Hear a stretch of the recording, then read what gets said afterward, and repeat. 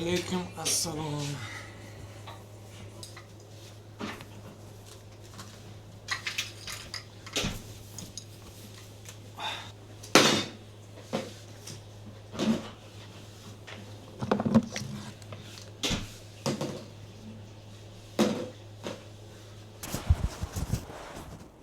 O'tgan safar ba'zilar so'ragan, nima ichdingiz videoda deb so'ragandi mana. Bu arginin, beta-alanin, tak, citrulin, ko'rindimi? И kreatin. Всё. Bo'ldi. Mana shuni ichaman. И gaz.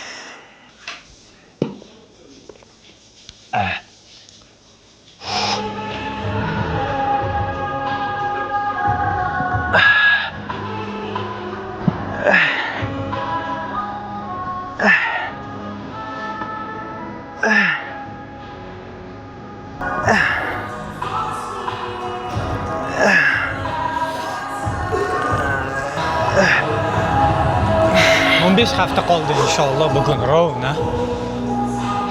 Hammasi chopki, hammasi zo'r ketyapti alhamdulillah. Sushka yaxshi, уже 9%, yana 3% qoldi. Plus minus где-то 3 kilo vez tashlashim kerak. 3, balkim 4 kilo vez tashlashim kerak bo'ladi hali. No, vaqt ko'p. 15 haftada inshaalloh uspet qilamiz.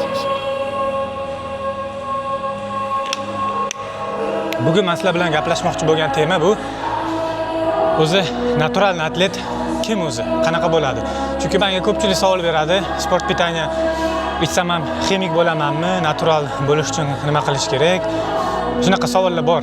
Hali odamlarda to'liq tushuncha yo'q. Shuning uchun bugun sizlar bilan natural atlet bilan farmakologiyadagi atletni farqi haqida gapiramiz. Ularning trenirovkasidagi farqi, qayta tiklanishda umuman tanadagi fiziologik jarayonlar haqida, plus musobaqaga tayyorgarlik ko'rishda qanaqa farqi bor. Mana shu haqida gaplashamiz inshaalloh.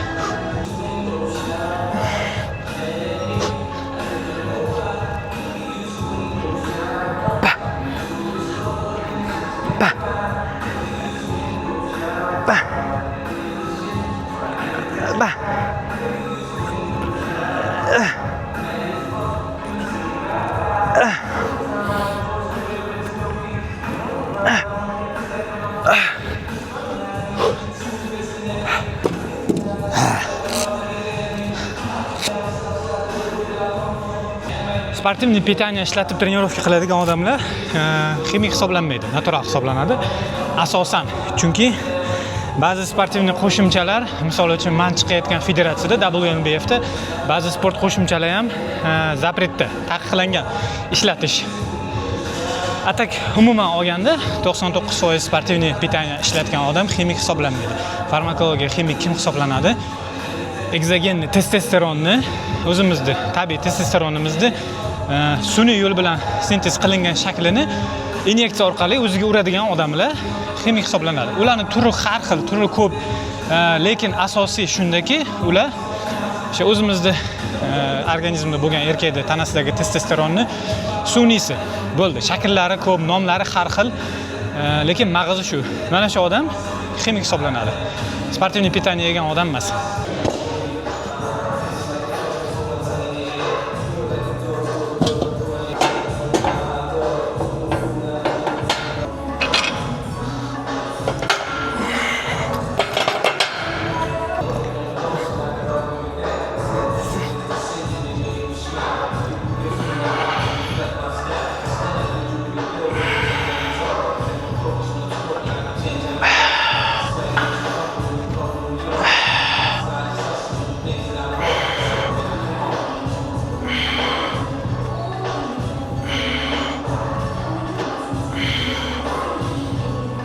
Asosiy farqi, o'sha prinsipni birinchi o'chiradi, shundan boshlash kerak. Trenirovочный protsessda juda katta farq qiladi natural bilan ximikda trenirovkasi. Ya'ni sun'iy ravishda testosteron urilgandan keyin katta miqdorda, juda katta miqdorda tasavvur qilishingiz uchun tabiiy urovingdan 100, 200, 500 baravargacha ortiq urovingda urilgandan keyin bu gormonlarni atrobotga qilish kerak. Ya'ni organizmga singdirib, uni effektini olish kerak. O'shaning uchun ximiklar trenirovkaning ikkita parametrini, birinchisi intensivnost, ikkinchisi hajmi, ya'ni og'irligi bilan trenirovkaning hajmini, podxodlarning sonini ko'p bajaradi. Chunki garmon ko'p bo'lgandan keyin qancha ko'p trenirovka qilsa, shuncha ko'p o'sadi va qayta tiklanishi ham shunga yarasha yaxshi bo'ladi, tez bo'ladi. Bu nima desam, o'ziga yarasha plus tomonlaridan. Ya'ni sen har kuni og'ir trenirovka qila olasan va o'sha trenirovkalardan qayta tiklana olasan. Steroidda senga bu narsaga yo'l beradi. Naturalda unaqangi resursi yo'q. Har doim aytganimdek, bundan oldingi videolarda aytganimdek, unaqangi cheksiz resursimiz yo'q. O'shaning uchun biz trenirovkaning hajmini, trenirovkaning intensivnostligini, qayta tiklanish qobiliyatimizni maksimalni hisobga olib, har bitta qadamimizni o'ylab bosishimiz kerak. Bu tomondan naturalda yo'li qiyinroq. Chunki biz xato qilishga qaysidir ma'noda haqqimiz yo'q. Hamma narsani hisob kitobini olishimiz kerak. Buni to'g'ri hisoblash uchun bilim olishimiz kerak, o'rganishimiz kerak, tajriba orttirishimiz kerak. Farmakologiya bilan tupa maksimalni ko'p, maksimalni og'ir veslarni ko'tarasan. Bu uni qiyin tomoni, chunki ko'p trenirovka qilish kerak, og'ir trenirovka qilish kerak. Lekin gormonlar senga bu trenirovkalarni qayta tiklab, mushaga o'stirishingga yordam beradi, imkon beradi. Shu tomonda, shu u joyida bitta narsani aytmoqchiman. Ko'pchilik aytadi, ximiklarga oson emas, ko'p trenirovka qilish kerak, qiyin bo'ladi, og'ir deydi. Da, to'g'ri, og'ir. Lekin butun bodybuildingni olib qarasak, musobaqaga tayyorgarlik va в принципе hayotini olib qarasak, trenirovka shaxsan men uchun trenirovka eng yoqimli fazasi, eng yoqimli, eng kayf qiladigan joyim. Meni misol uchun 24 soatlik vaqtim bo'lsa bir kunda, zalda o'tkazgan 2 soatim meni eng yaxshi, eng kayf bilan o'tkazgan soatim bo'ladi. Bu narsa qanchalik og'ir bo'lsa ham, hattoki borib razdevalkalarda ko'nglim aylib qusgan vaqtlarim ham bor. Lekin shunga qaramasdan men kayf qilaman. Zaldagi trenirovkani bir sinov, bir qanaqadir nima deydi, o'zini azoblash deb hisoblaydigan odamga men aytaman, bu seni ishing emas. Agar sen zalda kelib trenirovka qilishni qanchalik og'ir bo'lmasin, qanchalik qiyin bo'lmasin, o'zingga qanaqadir sinov, qanaqadir azoblash deb hisoblayotgan bo'lsang, bodybuilding sen uchun emas. Bu seni joying emas. O'zing joyingni topishing kerak. Kayf qiladigan joyingni o'zing topishing kerak.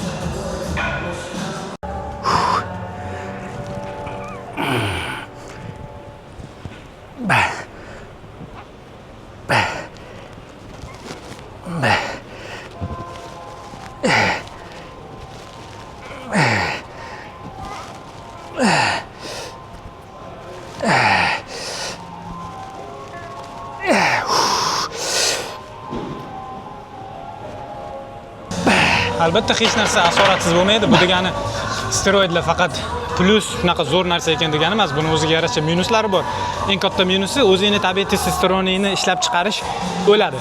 100% to'xtaydi. Ya'ni sun'iy testosteronsiz sen bo'ldi, hech kim emassan. Prosta erkak emassan. Chunki sun'iy testosteron kelgandan keyin tabiiy o'ladi. Sun'iyni olib tashlagandan keyin o'zingni tabiiy yo'q. Hayotdagi eng katta muammolaring mana shu joyda boshlanadi. Shuning uchun men bu ma'lumot sifatida aytayman, hech kimga tavsiya qilmayman. Naborot men qarshiman odamlarni maqsadsiz, ongsiz qanaydir bir prosta tak kayfiga steroid olishiga qarshiman. Albatta bu ma'lumot sifatida aytilyapti.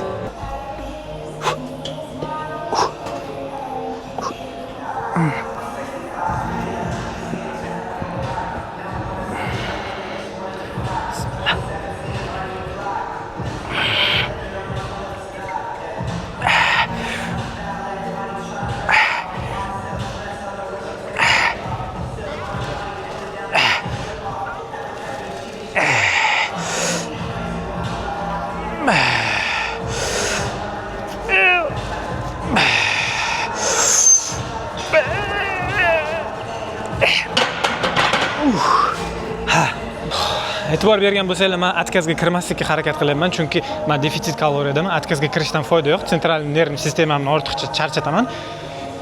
В принципе, defitsit kaloriyada mishsa o'smaydi. Bu juda ham kam, genetik qanaqadir adaronli odamlarda yoki ximiklarda bo'lmasa, natural odamlar defitsitda mishsa o'smaydi. Как раз tema kelganda dietani farqini aytamiz. Nima uchun? Dieta deganda hammani xayoliga cheklovlar keladi, xayoliga. Bu mumkin emas, bu mumkin emas, mumkin emas, mumkin emas, mumkin emas, cheklov bo'lib ketadi. Причем oddiy odamlarda.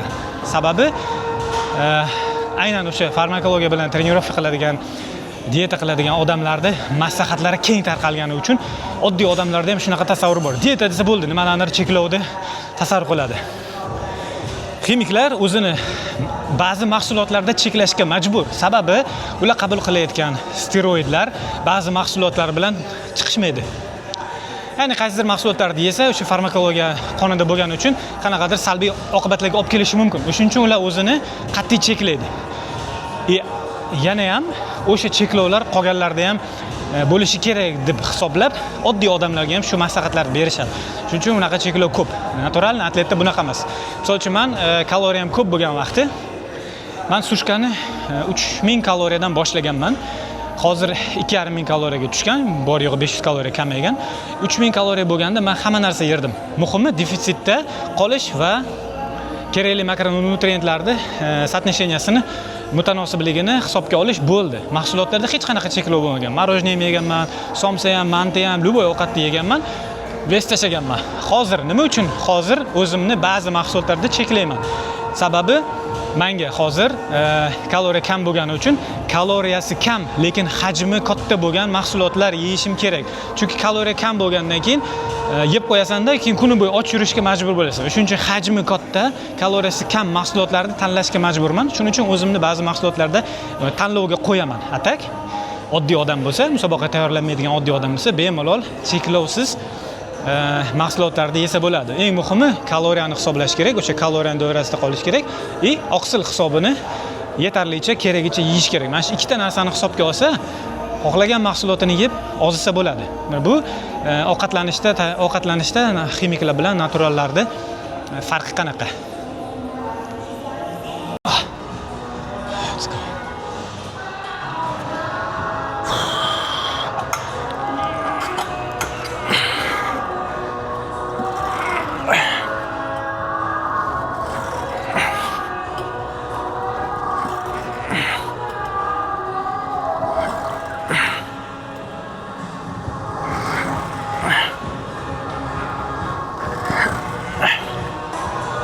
Podgotovkada musobaqaga tayyorgarlikdan o'ziga yarasha farqlari bor. Naturallar bilan ximiklarni asosiy katta farqi muddati, vaqti, qancha davom etadi. Bizda taxminan o'rtacha 10 hafta ko'p davom etadi tayyorgarlik. Misol uchun farmakologiya bilan ishlagan odamlar 14 hafta, 16 hafta sushka qilsa, biz 24 hafta, 30 haftagacha sushka qilamiz. Sababi nimaga?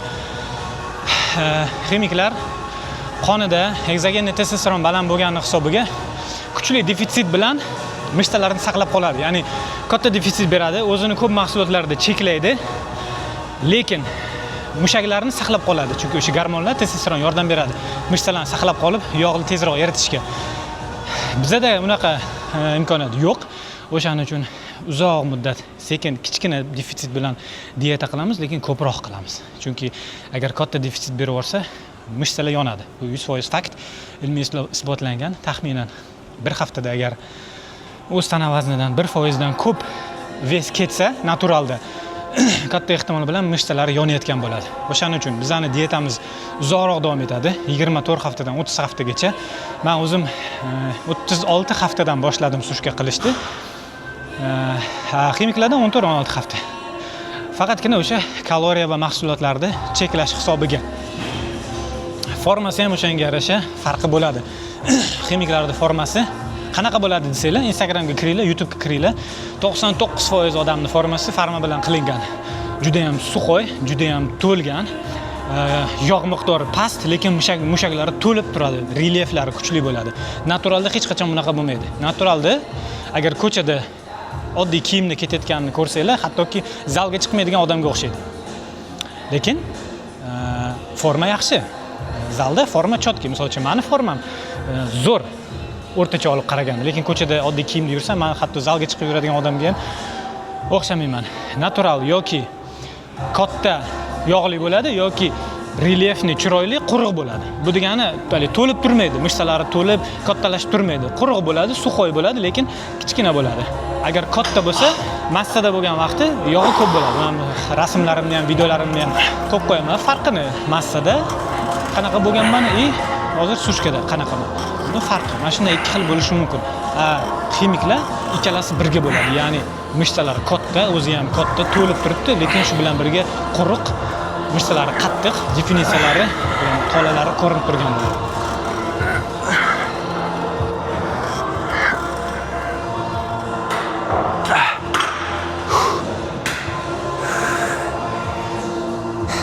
Internetda nima uchun natural bo'lish qiyin? Birinchi o'rinda chunki hammasini ximiklar bilan solishtiradi. Shuncha narsa bilasiz, shuncha trenirovka qilasiz, nima uchun natijangiz yo'q, nima uchun mushtalaringiz yo'q deydi odamlar. Nimaga qayerdan kelib chiqib o'sha internetda ko'rgan ximiklar bilan solishtiradi. Qaraydi, bular katta, men kichkina. Savol beradi. Aslida haqiqat shuki, natural hech qachon ximikka o'xshab katta bo'lib ketmaydi. Hech qachon. Temp, mushak o'sishini tempi taxminan 10 barobar tez. Ximiklar bilan naturallarning o'rtasida 10 barobardan 20 barobargacha tez o'sadi. Mishsalari qayta tiklanadi, o'sadi. 10 barobardan 20 barobargacha tadqiqotlarda ko'rsatilgan. Misol uchun natural o'zini trenirovka karyerasi davomida, umri davomida taxminan o'zini 70-80% mushak massasini genetik belgilangan, genetik patologiyaga belgilangan mushak massasini taxminan 5 yilda oladi, 5-6 yilda oladi. Qolgan 20-30% ni undan keyingi 10 yilda oladi, agar 15 yil oladigan bo'lsak. To есть birinchi 5 yil trenirovka qilib, sizlar где-то 70% mushaklaringni olasizlar. Qolgan 30% ni yana 10 yil trenirovka qilib, sekin millimetrlab olasizlar. Bu naturalda taqdiri. Ximiklarda unaqa emas. Bu temp 15-20 barobar tez. Shuni hisobiga ximiklar o'zini genetik cheklovlardan chiqadi. Biz tabiiy bo'lmagan darajagacha mushak massasini o'stiradi. Bu miya yadralarining ko'payishi hisobiga. Mushaklardagi miya yadralar o'sha mushak o'sishi uchun javob beradigan hujayralar. Ular genetik insonda cheklangan bo'ladi. Misol uchun menda 100 millionta bo'lsa, umrimning oxirigacha o'sha 100 millionta bilan o'tib ketaman. Hech qachon bitta donaga ham ko'paymaydi. Steroidlarning ta'sirida mana shu cheklov yo'qoladi va miya yadralar ko'payadi. Inson o'zini bir ma'noda mutatsiyaga uchraydi. Mana shu miya yadralarida ko'payishini hisobiga mushak massasi genetik chegaradan chiqadi. Shunaqa kattalashib ketadi. Farmakologiya ishlatishni to'xtatganda ham o'sha miya yadralar qoladi, parchalanib ketmaydi. Shuni hisobiga farmakologiya ishlatishni to'xtagan sportsmenlar ham naturallardan katta bo'ladi. Kattaroq, kuchliroq bo'ladi. Chunki ular o'zi genetik mutatsiyaga uchrab bo'lgan. Mana shunaqa holatlarni bilmagandan keyin oddiy odamlar bizani naturallarni ximiklar bilan solishtiradida savol beradi. Nima uchun bu odam bunaqa kichkina, nimaga mushtalari yo'q? Aslida olganda o'rtacha oddiy odamni o'rtacha olib qarasa, meni rezultatim ba'zi odamlar uchun orzu. Agar shunaqa formasi bo'lsa, bo'ldi, men orzuyimga erishdim deyoradi. Prosta tasavvur noto'g'ri bo'lgani uchun mediadagi ma'lumotni filtrlashni bilmagani uchun shunaqa savollarga beradi. Bilmoqchimanki, o'sha natural bo'lish qanchalik qiyinligi to'g'risida. Chunki bunaqa soобщениyalar menga har kun keladi. Kommentariyalarda ko'raman, YouTube'da, Instagramda doim bor bunaqa kommentariyalar.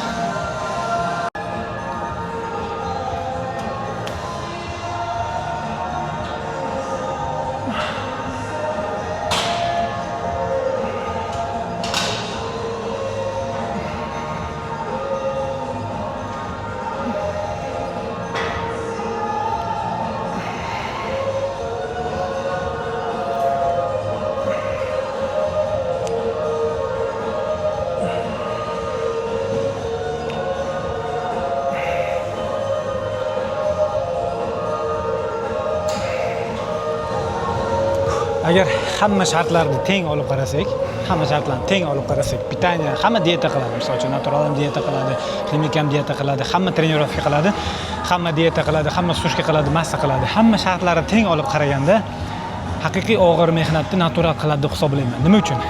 Sababi ximiklarda qayta tiklanishiga yordam beradigan, katta ob'yomdagi trenirovkalarni bajarishga yordam beradigan gormonlar bor.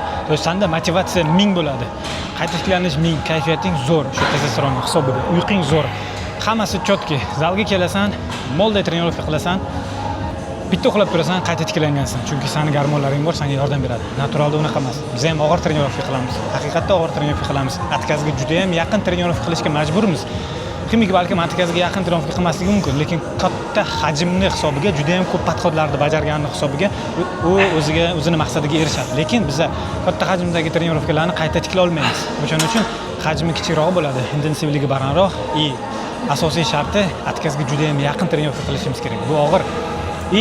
Ozgina xato qilsak, ovqatlanishda, qayta tiklanishda, trenirovkada ozgina xato qilsak, bu bizani natijamizga sirraz ta'sir ko'rsatadi. Prям zudlik bilan ta'sir ko'rsatadi. Qanaqadir travma bilan yoki silovlarning tushib ketishi bilan va hokazo. To есть biz qilgan xatoyimizning javobini birdaniga olamiz. Bu tomondan olib qaraganda naturaldi, mehnati og'irroq. Har bitta qadamimizni o'ylab bosishimiz kerak. Har bitta qadamimiz asosli ilmga, bilimga asoslangan bo'lishi kerak. Bo'lmasa xatolarimizni juda qimmatga tushadi bizning xatolarimiz.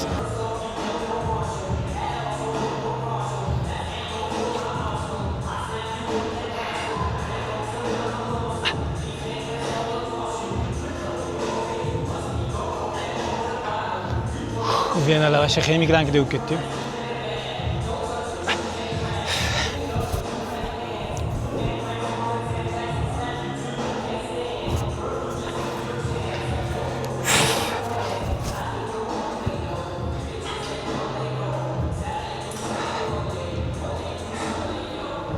Ana. Naturalniy mana shunaqa qilsa ham bo'ladi. Mana shu ozgina qoldi-da. Mana shu ozgina qoldi. Tak betlar уже сухой.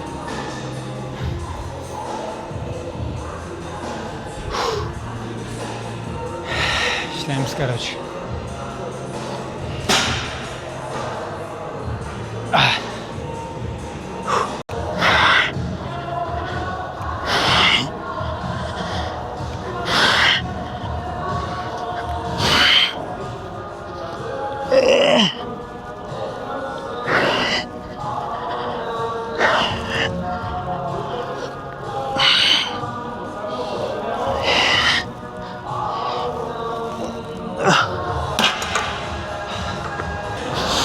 Aytmoqchimanki, bola nima bo'lganda ham naturallarning mehnatini qadriga yetinglar. Misol uchun, men o'zimning mehnatimga qanaqadir qadr-qimmat so'rayotganim yo'q. Umuman, prinsipi har qanday mehnat hurmatga va qadrlashga loyiq.